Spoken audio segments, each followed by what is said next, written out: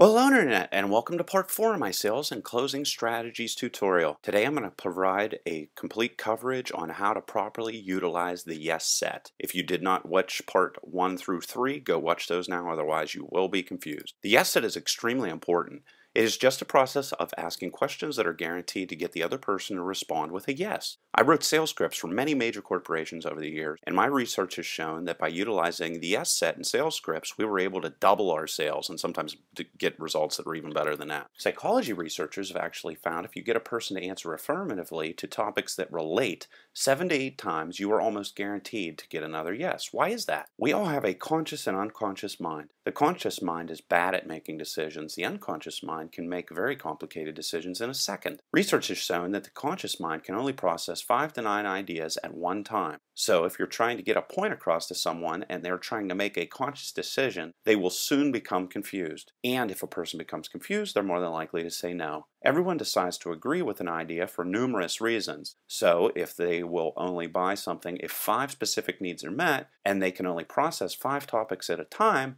I think you can see that it would be extremely hard to sell to them. These are the 5 reasons why I would buy a television. First off, I need to be 100% sure it won't easily break. Secondly, I need to be sure it won't fall over on my daughter. Also, I would need to make sure it will look nice for at least 10 years. I need to be sure that the picture is going to be nicer than my current TV, of course. And I need to be sure it can connect to the internet. What will happen if the salesman focuses first on sound system, remote control, Blu-ray player, menu system, and color? Am I going to buy this television? Nope. Hence, you need to sell to the unconscious with the yes set to avoid this issue.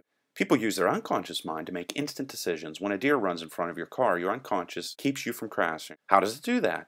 Your unconscious makes decisions based on rules and past experiences. One of the rules that strongly governs the unconscious mind is the consistency principle, which I've talked about in the previous tutorials. This principle states that a person will strive to remain consistent with their past decisions and statements. People that don't are considered mentally ill. So the yes set gets people to agree with you by accessing the unconscious mind by placing them in a trance by asking simple questions, making them believe they are answering consistent to their past responses, asking them questions that will definitely return a yes response, and then at that point you can start asking questions that are less probable and the people will continue to say yes. Using the yes set in sales just requires you to get the person to agree to a few simple questions. Like, for example, how are you doing today? Pretty good? Can you please sit down there? Is the temperature in the room comfortable? Or, I see you're looking at whatever product or service is in front of them. Then you need the client to list the needs the product or service must provide.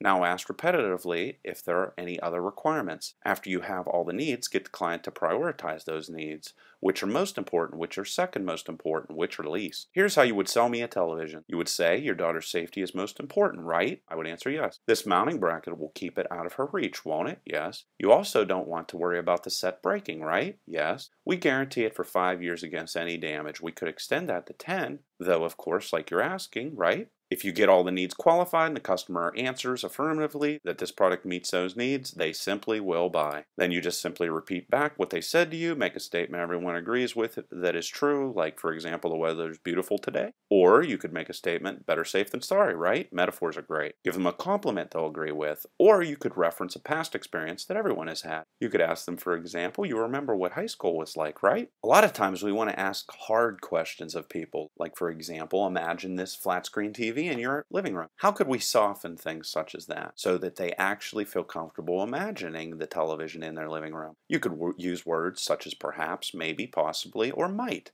And here is an example at the bottom of the screen. Perhaps you can imagine this beautiful flat screen TV in your home. You can also establish a yes set without questions. Some people have a problem getting people to agree with them, or they don't know what questions to ask. When you ask a question, do you notice how your tonality goes up at the end of the question? And if you use that upward tonality with any statement, the mind will see it as a question whether it isn't or not. When this tonality use is combined with a yes head shake, you can guarantee a positive response. Just be careful not to look like a bobblehead. Many people freeze up if their yes set is broken with a no response. Don't worry about it. All you need to do is jump back to a previous statement the customer agreed with. If you get a no, that means you're just moving too fast to close the customer. And now you know you need to slow down your closing process. You must, throughout the entire presentation, think of all customer interactions as feedback instead of an argument. You could actually use the yes set in dating. You can slowly build physical interactions as well. When you meet somebody of the opposite sex, whenever you're reaching out to shake hands, lightly touch them on the elbow briefly. When you agree with them, lightly touch them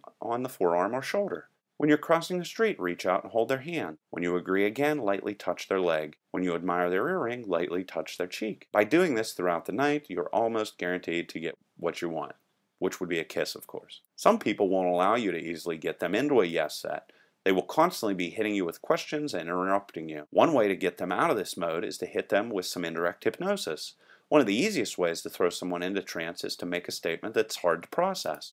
Using homonyms would be an example of that. A homonym is just simply a word that sounds alike, such as realize, realize, realize, break and break, principle and principle, there, and I think you get the point. Just use a couple homonyms in a couple sentences and you'll pretty easily throw somebody into a trance situation, which you can then use to throw them into a yes set. Here are some other ways you can confuse somebody into a trance so you can easily put them into a yes set state of mind. Using double negatives also forces people into trance. However, it's best to use a double negatives as you are looking or walking away from someone. And here is an example of that. Don't not think about. You could also use overly complicated references to throw somebody into a trance. Here's an example of that. My aunt told me that his friend knows it's time to relax when she sits in front of the TV. This will more than likely knock somebody out. In part 5 of my sales and closing strategies tutorial, I'm going to cover how to utilize subliminal selling techniques. If you have any questions, leave them in the comment section below. Till next time.